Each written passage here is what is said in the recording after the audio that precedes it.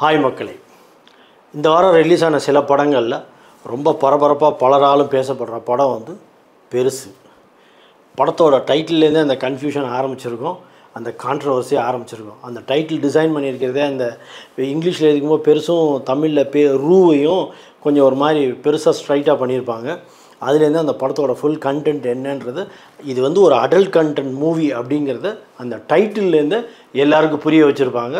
So அந்த க்ரியேட்டிவிட்டியை வந்து எல்லா இடத்துலையும் டிஸ்பிளே பண்ணிட்டு வந்து ரொம்ப இன்ட்ரெஸ்டிங்காக இருந்தது. இதில் ரொம்ப சிக்கலான விஷயம் என்ன தெரியுமா, எல்லா ரிவ்யூவர்ஸையும் ஜென்ரலாக ரிவ்யூவர்ஸ் தான் இந்த சினிமா எடுக்கிறவங்களெல்லாம் போட்டு படுத்துவானுங்க பாடா. ஃபஸ்ட்டு டைம் ஒரு படத்தை டைட்டில் வச்சு எல்லா ரிவ்யூவர்ஸையுமே அந்த படத்தோட கதையை சொல்ல முடியாத மாதிரி போட்டு எல்லாரையும் டிஸ்டர்ப் பண்ணது இந்த டைட்டில் தான். ஸோ இந்த க்ரெடிட் வந்து இந்த படத்தை எடுத்த இந்த டைரக்டருக்கும் இந்த ப்ரொடியூசருக்கும், ஈவன் இந்த டைட்டிலை வச்ச ஆள் யாருன்னு தெரியாது அவருக்கும் இந்த ஃபுல் அண்ட் ஃபுல் க்ரெடிட் கொடுத்தே ஆகணும். அவ்வளோ இன்ட்ரெஸ்டிங்கான டைட்டில். நான் ஒவ்வொரு ரிவ்யூவர்ஸுமே அப்சர்வ் பண்ணேன், அவங்க அந்த கதை சொல்கிறதுக்கு படுற பாடு இருக்குது பாருங்கள். பிகாஸ் அவ்வளோ காம்ப்ளிகேட்டான, வெளியில் சொல்ல முடியாத ரொம்ப ரொம்ப கஷ்டமான கண்டென்ட்டு அந்த கதையோட ஸ்டோரி.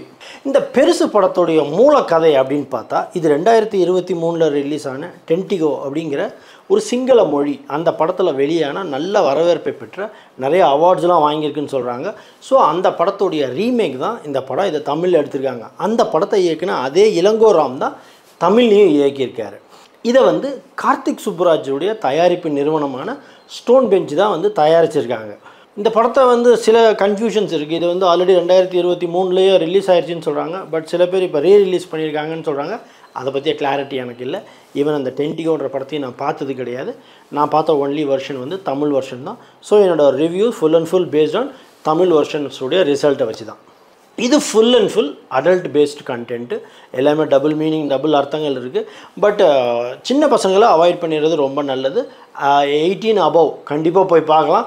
ரொம்ப அந்த அளவுக்கு ஏன்னா அந்த சப்ஜெக்ட் மட்டும்தான் கொஞ்சம் காம்ப்ளிகேட்டான சப்ஜெக்ட்ஸு. அதர்வைஸ் படம் த்ரூ அவுட் படம் வந்து என்ஜாய் பண்ணுற மாதிரி தான் இருக்குது. எஸ்பெஷலி கிரேசி மோகன் ஸ்டைல் ஆஃப் காமெடியை யாரெல்லாம் என்ஜாய் பண்ணுறீங்களோ, எஸ்பெஷலி இந்த மைக்கேல் மதன காமராஜன் அந்த மாதிரி கண்டென்ட், அந்த மாதிரி சப்ஜெக்ட்ஸ், அந்த மாதிரி டயலாக்ஸ் டெலிவரிஸ் யாரெல்லாம் என்ஜாய் பண்ணீங்களோ டெஃபினெட்லி இந்த மூவி உங்களை டிசப்பாயிண்ட் பண்ணாது. இந்த பெருசு படத்தில் லீட் ரோலில் பார்த்தீங்கன்னா சுனில் அண்டு வைபவ், இவங்க ரெண்டு பேருமே ரியல் லைஃப்லேயே பிரதர்ஸ் தான்.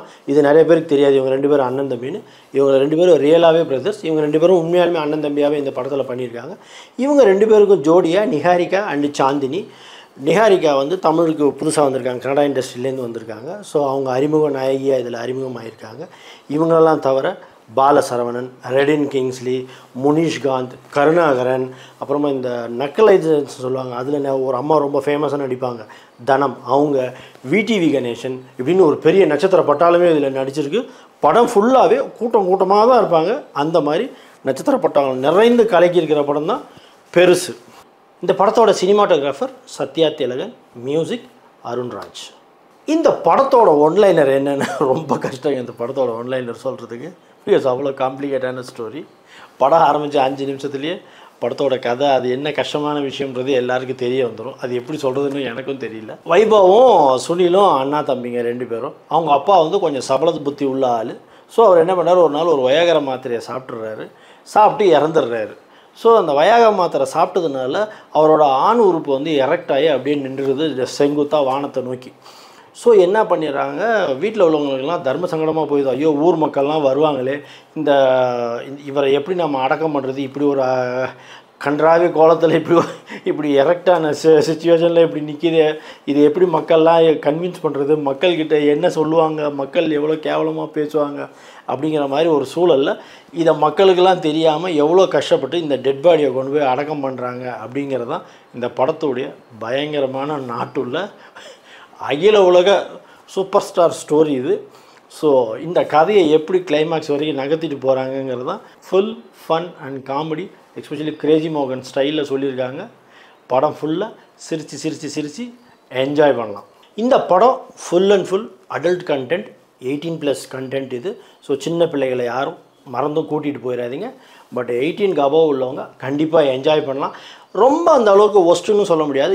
எஸ்பெஷலி அவங்க எடுத்துருக்க அந்த கதையோட கரு வந்து ரொம்ப அடல்ட் கண்டென்ட் தான். ஸோ அங்கங்கே டபுள் மீனிங் வசனங்கள் வரத்தான் செய்யும். அது வந்து ரொம்ப முகச்சொலிக்கிற மாதிரிலாம் இல்லை. எனக்கு தெரிஞ்சு ஓரளவுக்கு டீசென்ட் வாட்சாக தான் இருக்குது.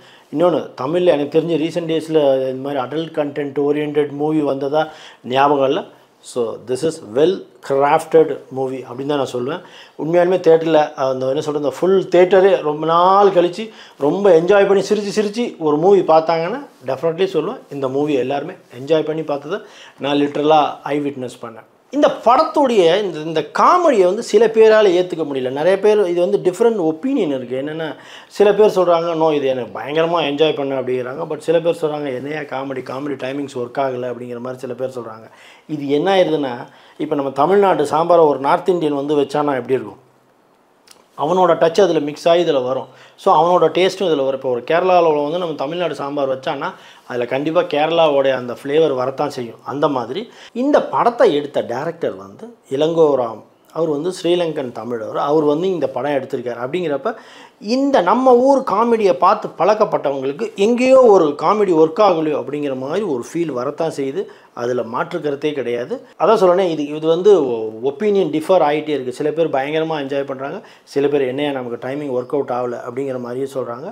எனக்கு ஓரளவுக்கு ஒரு டீசென்ட் வாட்சின்னே சொல்லுவேன். நான் ஓரளவுக்கு ஆவரேஜாக நான் என்ஜாய் பண்ண தான் செஞ்சேன். நான் இந்த படத்தில் குறிப்பிட்ட மாதிரி சில சீன்ஸ்லாம் இருக்குது. எஸ்பெஷலி தனமம்மா வந்து வைபவோட அம்மாவாக பண்ணியிருப்பாங்க. அவங்க வைபவ்கிட்ட சொல்லுவாங்க அப்பா தலை நிமிந்து வாழ்ந்து வர்றா அப்படின்னு. அதுக்கு வைபவ் அவங்க அம்மாட்ட சொல்லுவான் தலை மட்டுமா நிமிந்து வாழ்ந்துருக்காரு, செத்தும் பாருங்கள் நிமிந்து தான் நிற்கிறாருங்கிற மாதிரி இந்த மாதிரி அடல்ட் வசனங்கள்லாம் அங்கங்கே வரத்தான் செய்யும்.